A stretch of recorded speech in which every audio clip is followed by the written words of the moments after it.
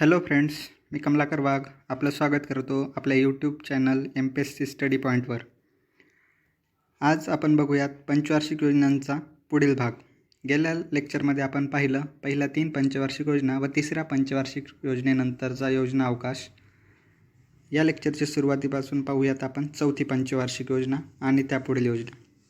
चौथी पंचवार्षिक योजना या योजनेचा कालावधी आहे 1969 ते 1974. अध्यक्ष होत्या इंदिरा गांधी. या योजनेत 3 उपाध्यक्ष झालेत. पहिले होते धनंजय गाडगीळ, जे 1971 व 72 होते. सी सुब्रमण्यम हे त्यापुढील अध्यक्ष 1971 ते 72 होते. आणि दुर्गाप्रसाद धर यांनी जुलै 72 पासून नियोजन आयोगाचे उपाध्यक्ष हे पद सांभाळलं. या योजनेसाठी प्रतिमान वापरले गेले ते ॲलन मान व अशोक रुद्र यांचे खुले सातत्य प्रतिमान. महालनोबिस प्रतिमानाचं अपयश अथवा त्या गेल्या योजनांमध्ये अपेक्षित वृद्धिदर साध्य न झाल्यामुळे चौथ्या योजनेत ॲलन मान व अशोक रुद्र यांचे प्रतिमान वापरण्यात आले. याच योजनेला गाडगीळ योजना या उपनावानेही ओळखले जाते. या योजनेत मुख्य भर देण्यात आला होता स्वावलंबनावर व घोषवाक्य होते स्थैर्यासह आर्थिक वाढ. 1971च्या संसदीय निवडणुकीत इंदिरा गांधींनी गरिबी हटावची घोषणा दिली आणि ही योजना त्याच अनुषंगाने नियोजित करण्यात आली होती. या योजनेत अपेक्षित वृद्धिदर ठेवण्यात आला होता 5.7%, मात्र साध्य झाला होता केवळ 3.2%. या योजनेत स्वावलंबन तसंच सामाजिक न्यायासह आर्थिक वाढ व समतोल प्रादेशिक विकास ही महत्त्वाची उद्दिष्टे ठेवण्यात आली होती. काही महत्त्वपूर्ण कार्यक्रम योजनेत राबवण्यात आले ते बघूयात. 1973-74 दरम्यान अवर्षण प्रवण क्षेत्र विकास कार्यक्रम म्हणजेच drought prone area development programme सुरू करण्यात आला. 1974 लघु शेतकरी विकास अभिकरण सुरू करण्यात आले. 1972 बोकारो पोलाद प्रकल्प, जो की आपण रशियाच्या मदतीने उभारला. सेलची स्थापनाही या योजनेदरम्यान करण्यात आली. सेलचा फुलफॉर्म आहे steel authority of India limited. लोह पोलाद उद्योग हा सेल 24 जानेवारी 1973 सेलची स्थापना करण्यात आली. या योजनेत महत्त्वपूर्ण घडामोड जी घडली सुरुवातीला ती म्हणजे जुलै 1969 14 बँकांचे राष्ट्रीयकरण करण्यात आले होते. सामान्य लोकांपर्यंत बँकिंग सेक्टर पोहोचवण्यासाठी हे राष्ट्रीयकरण करण्यात आले. 1969 MRTP कायदा संमत करण्यात आला होता, ज्याचा फुलफॉर्म आहे मोनोपॉलीज अँड रेस्ट्रिक्टिव्ह ट्रेड प्रॅक्टिसेस ॲक्ट. म्हणजेच कोणत्याही उद्योगाचे केंद्रीकरण टाळण्यासाठी तसेच आर्थिक शक्तीचेही केंद्रीकरण टाळणे हा यामागील मूळ उद्देश होता. 1973 फेरा कायदा लागू करण्यात आला, जो 1 जानेवारी 1974 लागू झाला. महत्त्वपूर्ण घटनाक्रम बघूयात या योजनेतला. 1972 साधारण विमा व्यवसायाचा कायदा संमत करून 1 जानेवारी 1973 भारतीय साधारण विमा मंडळाची स्थापना करण्यात आली. आपल्याला चित्रात त्याचा लोगो आणि मोटो दिसेल. 1972-73 भारताचा पहिल्यांदा व्यापारतोल अनुकूल ठरला होता. केवळ 2च वर्ष इतिहासात असे आहेत की ज्यावेळेस भारताला व्यापारतोल अनुकूल ठरला आहे. त्यातलं पहिलं वर्ष आहे 1972-73. 1973 फेरा ॲक्ट मंजूर झाला, हे आपण बघितलंच. तसंच 1973-74 पहिल्यांदाच नियोजन मंडळाने दारिद्र्य रेषेचे मोजमाप कॅलरीच्या स्वरूपात करण्याला सुरुवात केली. जे दारिद्र्याचं मोजमाप होतं, आधी रुपयांमध्ये गणलं जायचं, तेच कॅलरीच्या अनुषंगाने मोजण्यास सुरुवात 1973-74 करण्यात आली. हा महत्त्वपूर्ण. ऑपरेशन फ्लडचा पहिला टप्पा देखील याच योजना काळात सुरू करण्यात आला होता, ज्याचे प्रणेते होते वर्गीस कुरियन. आणि भारतात धवल क्रांतीची सुरुवात या काळात झाली. या योजनेचं मूल्यमापन केल्यास 1971 भारताला युद्धाला सामोरे जावे लागले, ज्याला भारत-पाक युद्ध अथवा बांगलादेश निर्मिती युद्ध असेही म्हटले जाते. या युद्धात जरी भारताचा विजय झाला असला तरी भारताला बांगलादेशी निर्वासितांच्या प्रश्नाला सामोरे जावे लागले आणि पूर्वेकडील काही राज्य आसाम, त्रिपुरा, मेघालय, मिझोरम, पश्चिम बंगाल इत्यादी राज्य या युद्धामुळे प्रभावित झाले. 1973ला आखाती देशांमध्ये उद्भवलेल्या युद्ध परिस्थितीमुळे संपूर्ण जगाला पहिला तेलाचा झटका बसला, ज्या भारतासारखे तेलावर अवलंबून असलेल्या देशांना अधिक झटका बसला. तेलाच्या जागतिक किमतींमध्ये 400% वाढ झाल्यामुळे सर्वच देशांना यात नुकसान झाले. या योजना काळात जर प्राधान्यक्रमाचा विचार केला तर कृषी क्षेत्राला 24%, उद्योग क्षेत्र 23%, वाहतूक क्षेत्र 20%, सामाजिक सेवा 18% व ऊर्जा क्षेत्र 15% असा एकूण खर्च करण्यात आला होता. पुढील योजना बघूयात. 5वी पंचवार्षिक योजना. कालावधी होता 1974 ते 1979. अध्यक्ष होत्या इंदिरा गांधी. उपाध्यक्ष दुर्गाप्रसाद धर, जे डिसेंबर 74पर्यंत नियोजन आयोगाचे उपाध्यक्ष होते. त्यानंतर PN हक्सर यांनी जानेवारी 75 पासून कारभार हाती घेतला. या योजनेत मुख्य भर होता दारिद्र्य निर्मूलन तसेच स्वावलंबन व प्रतिमान वापरले गेले होते ॲलन मान व अशोक रुद्र यांचे. योजना काळात अपेक्षित वृद्धी दर ठेवला होता 4.4%, मात्र प्रत्यक्ष साध्य झाला 5%. उद्दिष्ट होते दारिद्र्य निर्मूलन तसेच उत्पादक रोजगारात वाढ व टोटल GDPचे लक्ष्य होते 4.4% वृद्धी. या योजना काळात हाती घेतलेले कार्यक्रम. पहिला कार्यक्रम ट्रायसेम, ज्याचा फुलफॉर्म आहे training for rural youth for self employment, म्हणजेच ग्रामीण भागातील तरुणांच्या स्वयंरोजगारासाठी प्रशिक्षणाचा कार्यक्रम. तसंच किमान गरजा कार्यक्रमही सुरुवात करण्यात आली, ज्यात दारिद्र्य रेषेखालील कुटुंबांना मोफत व अनुदानित सेवा देणे तसंच ग्रामीण व शहरी कामगारांची उत्पादक कार्यक्षमता वाढवणे हा याचा उद्देश होता. काही विशेष घटनाक्रम बघूयात या काळात घडलेले. 2 ऑक्टोबर 1975ला 5 प्रादेशिक ग्रामीण बँका स्थापन करण्यात आल्या होत्या. 1976-77मध्ये दुसऱ्यांदा भारताचा व्यापार तोल अनुकूल ठरला होता. 1976मध्येच भारताचे पहिले राष्ट्रीय लोकसंख्या धोरण जाहीर करण्यात आले होते, ज्यात लोकसंख्या स्थिरीकरणाला प्राधान्य देण्यात आले होते. 1975-76मध्ये बाल कल्याणासाठी एकात्मिक बाल विकास योजना सुरू करण्यात आली, ज्यालाच इंटिग्रेटेड चाइल्ड डेव्हलपमेंट स्कीम म्हणूनही ओळखले जाते. 0 ते 6 वर्ष वयोगटातल्या बालकांसाठी ही योजना 2 ऑक्टोबर 1975 पासून सुरुवात झाली. लहान बालकांचं आरोग्य व शिक्षण या गोष्टी लक्षात घेता या योजनेची सुरुवात करण्यात आली.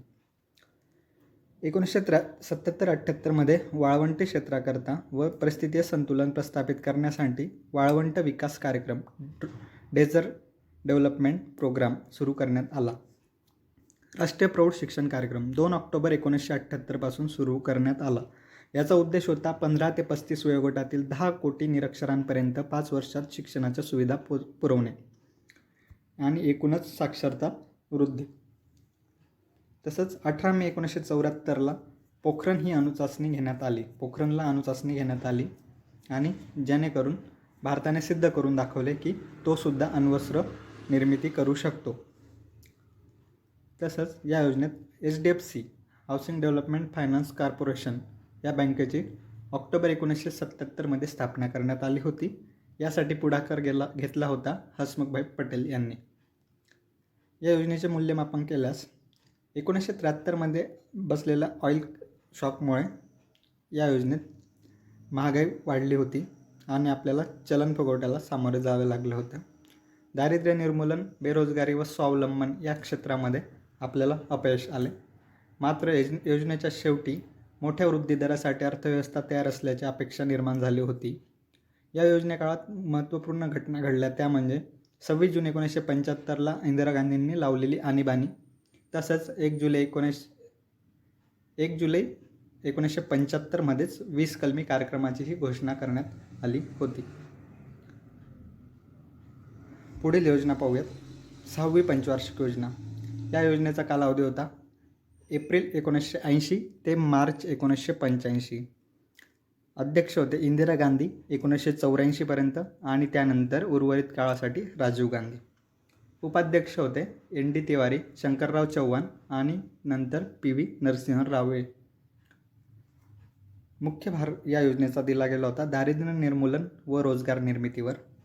प्रतिमान वापरले गेले होते ॲलन मान व अशोक रुद्र यांचेच खुले सातत्य प्रतिमान. या योजना काळात अपेक्षित वृद्धी दर होता ठेवलेला 5.2%, मात्र प्रत्यक्ष साध्य झाला होता 5.7%. या योजना काळात उद्दिष्ट ठेवण्यात आलेले बघूया. 5.2% इतका वाढीचा दर गाठणे हे एक उद्दिष्ट होते. तसेच 3,40,00,000 लोकांसाठी रोजगार निर्मिती करणे, तसेच आर्थिक व तांत्रिक बाबींमध्ये स्वावलंबन हे या योजना काळातले मुख्य उद्दिष्ट होते. प्राधान्यक्रम बघितला गेल्यास या योजना काळात पहिल्यांदा ऊर्जा क्षेत्राला सर्वाधिक प्राधान्य देण्यात आले आणि कृषी क्षेत्राचं प्राधान्य कमी झालेलं आपल्याला दिसतंय. ऊर्जा क्षेत्रावर 28% खर्च तर शेती क्षेत्रावर 24% खर्च करण्यात आला. तसंच उद्योग, दळणवळण, सामाजिक सेवा यांवर 16% इतका खर्च करण्यात आला. या योजना काळात हाती घेतलेले कार्यक्रम बघूयात. एकात्मिक ग्रामीण विकास कार्यक्रम IRDP हा कार्यक्रम 2 ऑक्टोबर 1980 पासून याची अंमलबजावणी या योजना काळात सुरू झाली. पुढील कार्यक्रम आहे NREP राष्ट्रीय ग्रामीण रोजगार कार्यक्रम. 2 ऑक्टोबर 1980 पासूनच याची सुरुवात करण्यात आली. याचा फुल फॉर्म आहे नॅशनल रूरल एम्प्लॉयमेंट प्रोग्राम. ग्रामीण भूमिहीन मजुरांसाठीही भूमिहीन रोजगार हमी योजना या योजना काळात सुरू करण्यात आली, जिला आपण RLEGP या नावाने ओळखतो. रूरल लँडलेस एम्प्लॉयमेंट गॅरंटी प्रोग्राम असा या योजनेचा फुल फॉर्म आहे. 15 ऑगस्ट 1983ला ही योजना सुरू करण्यात आली. त्यानंतर महिला व बालकांच्या विकासासाठी DWCRA ही योजना development of women and children in rural area ही डेन्मार्कच्या सहयोगाने सुरू करण्यात आली. या योजनेची सुरुवात सप्टेंबर 1982मध्ये झाली. तसंच मूळ 20 कलमी कार्यक्रमाला बगल देऊन नवीन 20 कलमी कार्यक्रम 14 जानेवारी 1982 रोजी सुरू करण्यात आला. या योजना काळात 2 महत्त्वाचे प्रकल्प सुरू करण्यात आले. पोलाद प्रकल्प, एक विशाखापट्टणम व दुसरा सालेम. या योजना काळात महत्त्वपूर्ण घडलेल्या घटना बघूयात. 15 एप्रिल 1980 रोजी 6 बँकांचे राष्ट्रीयकरण करण्यात आले. याआधी इंदिरा गांधींनी 14 बँकांचे राष्ट्रीयकरण केले होते. यानंतर 1980मध्ये अजून 6 बँकांचे राष्ट्रीयकरण करण्यात आले. तसंच जानेवारी 1982मध्ये एक्झिम बँकेची स्थापना करण्यात आली. तसंच 12 जुलै 1982मध्ये नाबार्डचीही स्थापना या योजनेदरम्यान करण्यात आली, जी ग्रामीण भागाच्या व कृषीसाठी शिखर संस्था म्हणून कार्य करते. या योजनेदरम्यानच भारत आपला अन्नधान्याच्या बाबतीत स्वयंपूर्ण झाल्याचे घोषित करण्यात आले होते. या योजनेचं मूल्यमापन केल्यास ही योजना यशस्वी ठरते. संतुलित विकास व सर्व लक्ष्य पूर्ण करण्याच्या दृष्टीने विचार केल्यास सर्वाधिक यशस्वी योजना ही मानली जाते. वाढीचा दर 5% अधिक येण्यास या योजना काळात सुरुवात झाली. पुढील योजना बघूयात. 7वी पंचवार्षिक योजना. कालावधी होता 1985 ते 1990. अध्यक्ष सुरुवातीला राजीव गांधी, त्यानंतर VP सिंग. उपाध्यक्ष होते मनमोहन सिंग, त्यानंतर P शिवशंकर, त्यानंतर माधवसिंग सोळंकी आणि रामकृष्ण हेगडे. जास्तीत जास्त उपाध्यक्ष या योजनेत होते, एकूण 4. या योजनेचा प्राधान्यक्रम होता उत्पादक रोजगार निर्मिती. घोषवाक्य होते अन्न, रोजगार व उत्पादकता. या योजनेसाठी प्रतिमान वापरले गेले PR ब्रह्मानंद आणि CN वकील यांचे मजुरी वस्तू प्रतिमान. या प्रतिमानात स्वीकार या योजनेत करण्यात आला होता. या योजना काळातील महत्त्वपूर्ण प्रकल्प बघूयात. इंदिरा आवास योजना 1985-86मध्ये हा RLEGP ग्रामीण भूमिहीन मजूर रोजगार योजनेचा भाग म्हणून ही योजना सुरू करण्यात आली. त्यानंतर दशलक्ष विहीर योजना मिलियन वेल स्कीम ही या योजनेत काळात सुरू करण्यात आली. कपार्डचीही स्थापना या योजनेत करण्यात आली. कपार्डचा फुल फॉर्म आहे council for advancement of people's action and rural technology. पुढील योजना जवाहर रोजगार योजना. या काळात 1 एप्रिल 1989ला NREP व RLEGPच्या एकत्रीकरणातून सुरू करण्यात आली होती. स्पीड पोस्ट स्टार्टअपची सुरुवातही 1986मध्ये सुरू करण्यात आली. तसेच सेबीची स्थापना 12 April 1988 security exchange board of इंडियाची स्थापना करण्यात आली. ऑपरेशन ब्लॅकबोर्ड या योजना काळातच सुरू करण्यात आला होता. या योजनेचे मूल्यमापन केल्यास एकूणच समाधानकारक प्रगती आपण केली होती. या योजनेला रोजगार निर्मितीजनक योजना असेही म्हटले जाते. दारिद्र्य रेषेखालील लोकसंख्येचे प्रमाण 37 वरून 30% कमी करण्यात आपल्याला या योजना काळात यश मिळाले. 7वी योजना संपल्यानंतर मात्र अनुकूल परिस्थिती नसल्यामुळे लगेचच 8वी योजना सुरू करण्यात आली नाही. देशातील राजकीय अस्थिरता हे त्यामागील मुख्य कारण होते. त्यामुळे पंचवार्षिक योजनेऐवजी 2 वार्षिक योजना राबवण्यात आल्या. 1990 ते 91 आणि 1991 ते 92. 1990 ते 92 दरम्यान अर्थव्यवस्थेत अनेक समस्या निर्माण झाल्या होत्या. त्यातील काही समस्या पाहूयात. व्यापार तोलाचे संकट, परकीय चलनाचा अत्यल्प साठा, वाढती राजकोषीय तूट, चलनवाढीचा मोठा दर. जवळपास 1991 ते 92 साली चलनवाढीचा वार्षिक दर 13.7% इतका होता. तसेच उद्योग क्षेत्रातील मंदी. 1991-92 साली आर्थिक वाढीचा दर फक्त 0.9% एवढाच होता. यावरून आपल्याला हे संकट किती भीषण होते हे लक्षात येते. 1 व 3 जुलै 1991 रोजी रुपयाचे अवमूल्यन करण्यात आले आणि 24 जुलै 1991 रोजी डॉक्टर मनमोहन सिंग यांनी नवे आर्थिक व औद्योगिक धोरण स्वीकारले. त्यानुसार खाजगीकरण, उदारीकरण आणि जागतिकीकरण ही धोरणे स्वीकारण्यात आली आणि भारतात एक नवे आर्थिक पर्व सुरू झाले. हे लेक्चर आपण इथंच थांबूयात आणि उर्वरित पंचवार्षिक योजना आपल्या 3ऱ्या भागात बघूयात. आणि ती सर्व पंचवार्षिक योजना झाल्यानंतर आयोगाने विचारलेले विविध प्रश्नांसाठी एक सेपरेट लेक्चर घेऊयात. त्यामुळे मी आपली रजा घेतो. धन्यवाद.